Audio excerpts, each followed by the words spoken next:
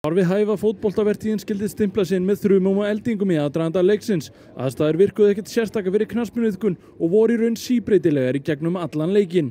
Fyrsta alvöru færið kom strax á 4. mínútu þegar Viðar Örn Kjartansson komst í ákjósanlega stöðu en Anton Ari Einarsson var vel á verði í marki Breiðabliks og sá við honum.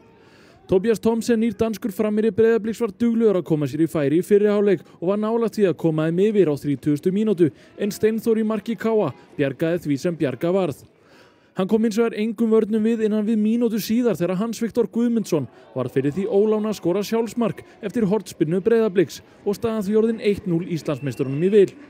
Blikar ætluðu að hamra járnið á meðan það var heitt og skömmu eftir markið var vítaspyrna dæmd þegar brotið var á Valgeiri Valgeirssyni, leikmanni liðsins, innan teigs.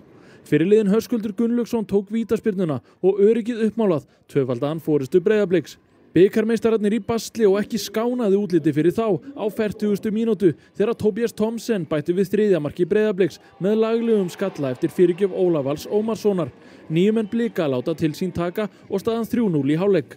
Norðamenn náðu að klóra í bakkann þegar langt var liðið á seinni hálfleik þegar Ásgeir Sigurgeirsson stangaði boltann í netið af stuttu færi, staðan 3-1 og reyndust að loka tölur leiksins. Breiðablik er meistari meistaranna árið 2025. Þetta í annað sinn í sögunni sem liðið tryggir sér þann titil. Hún var blaut og köld bikarafhendingin en væntanlega enga síður skemmtileg og ekki síður eftirminnileg fyrir meistarana. Titilvörn Breiðabliks í bestu deildinni hefst á laugardaginn kemur gegn nýliðum Aftureldingar í fyrstu umferð bestu deildarinnar.